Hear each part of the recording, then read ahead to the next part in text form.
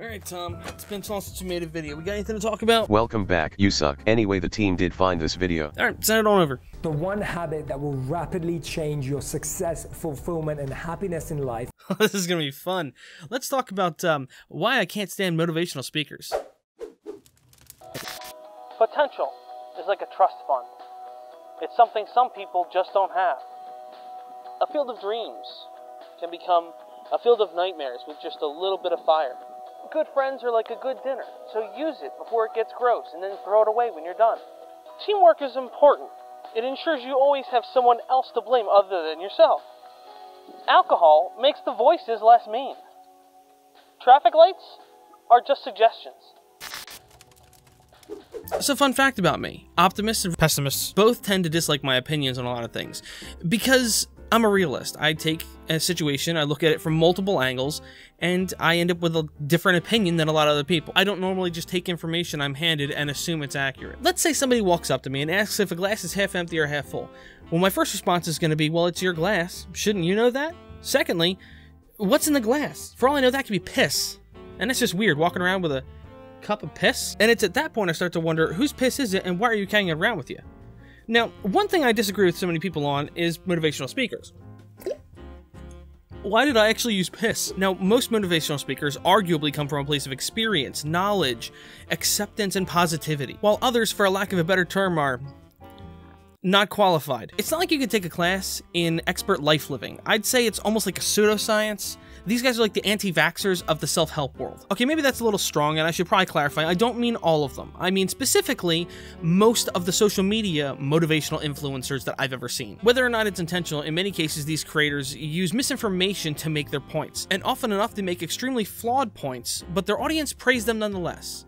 Because positivity. Often enough, when one of these creators screws up or gets called out on something, their audience is just ready and willing to accept whatever they did because their heart was in the right place. There are perfect examples like Prince E, who's been exposed for his shady business practices multiple times. Even though it's an old topic and it may not even be true anymore about what he does currently, I'm going to include Nerd City and Boy Band's videos below so you can understand what I'm referencing with him. Now, based on the evidence I myself have seen, as well as Boy Band and Nerd City's videos, it seems pretty clear that Prince E's motivation is not really helping people so much as what he really wants. Attention, fame, and... Now, there's one fundamental thing that I want to make clear. There's no degree that you can go to college to get for being a motivational speaker. Just like a stand-up comedian, you can't go to college to become a comedian and get a degree in comedy. That's not how it works. I mean, sure, there's probably one guy in his garage somewhere selling fake certificates to stay-at-home parents online because they, you know, need more meaning in their lives. I mean, let's get real here. The idea of a motivational speaker is that they have work or life experience that they can use to teach you how to handle yourself and your life and work experiences, among other things. I mean, there are people that aren't considered motivational speakers, but they're public speakers about work environments and things like that, that also kind of end up in this category. And as I've already kind of said, Prince E only had a little bit of overall life experience when he started motivational speaking.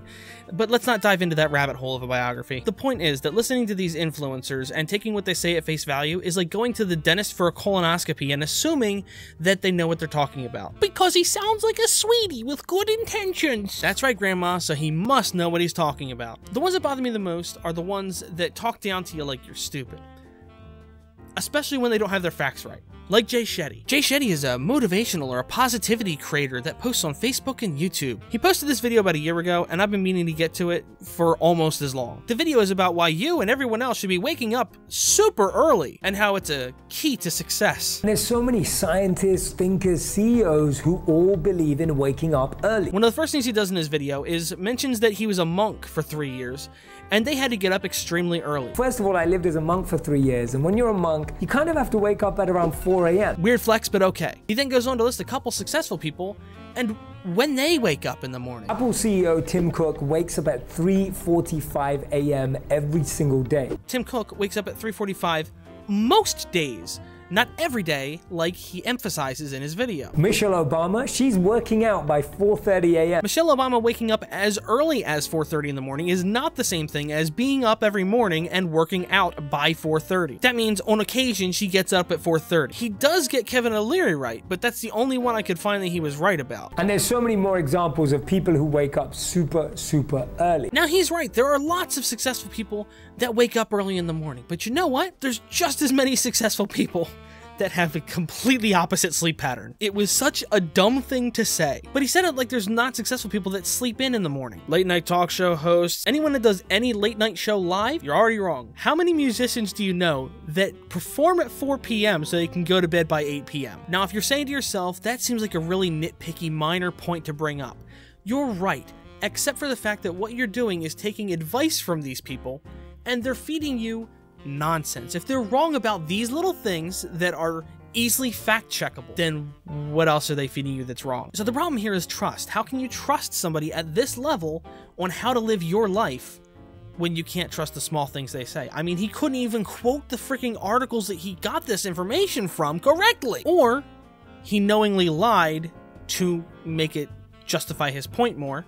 But is that any better? I mean, the information was literally written for him by the article he read. Another issue a lot of these creators have is that they use how their lives have played out to tell you how to live your life, as if their life was standard. Anecdotal evidence for how you should live your life based on how somebody else lived their life.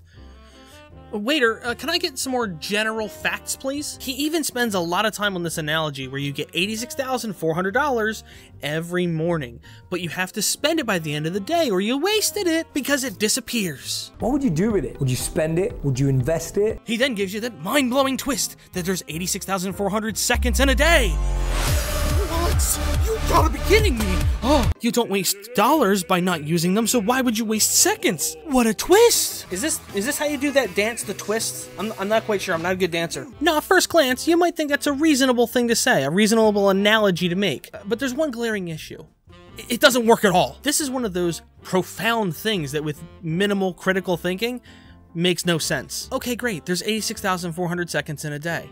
But doctors recommend you sleep 8 hours a day, meaning for his analogy to work as he stated it, you would actually have to cut back on sleep or completely skip it altogether. I guess those 28,800 seconds are the luxury tax that they don't tell you about before you win the lottery. Man, they take so much money. Now, the video is about waking up early, so maybe it just means don't sleep the day away. Or not. The issue here is that he never tells you when he goes to bed. He just kind of repeatedly tells you need to wake up earlier to be more successful.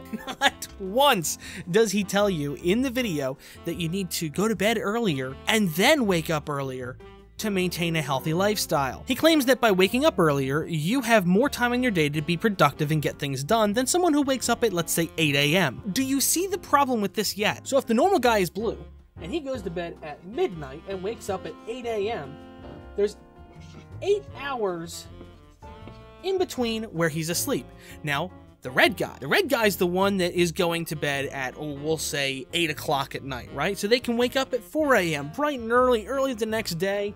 So they're going to bed at 8 p.m. and waking up at 4 a.m. How many hours there in between there? 8 hours. It's still 8 hours. So no matter what 8 hours of the day you sleep, you're still sleeping 8. That's mind-blowing. That's mind-blowing. What's his point again? Who's awake more of the day to get things done? No one gets more time because they're both asleep for 8 hours a day. Now, before you say, but the point was making the most of your day. No, that wasn't the main point of the video at all. Well, he does say this in the video. Now, what does that tell us? It tells us that every day we have a fresh, new opportunity to invest our time wisely. That is a sub-point. The entirety of the video, aside from that small clip, is spent talking about the very literal benefits of waking up early. Physical and tangible results that he's talking about. Stupid people actually buy this crap. So many people on Facebook and YouTube agree with this video because of that 1 second of truth. And the rest of it is nonsense and misinformation. Make your time count. See how easy that was? It took seconds.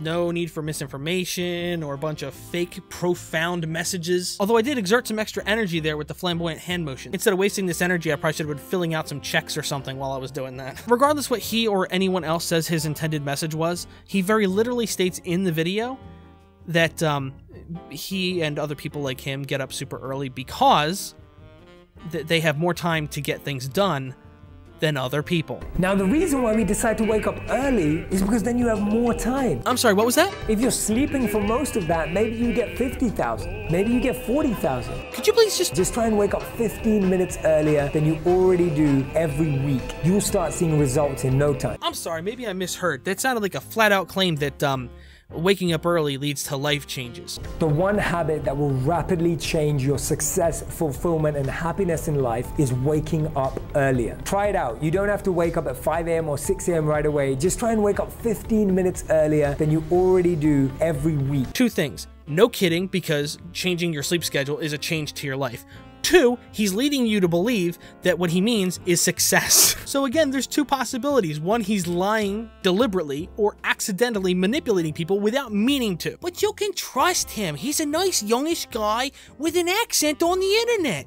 He must be trustworthy, even though what he actually described is called sleep deprivation. But do you think that the video got disliked into oblivion because of how much nonsense was in the video? No, it didn't. Not really. Now, he did kind of respond to this issue eventually by leaving a comment on his own Facebook video, just saying that, yeah, he goes to bed early to get up early, but left the video up, didn't do anything with the video to correct it, nothing at all. Now, like I said, this does not apply to all motivational speakers, influencers, or speakers of any kind, but there are a lot of them that fall into this category and that do behave like this.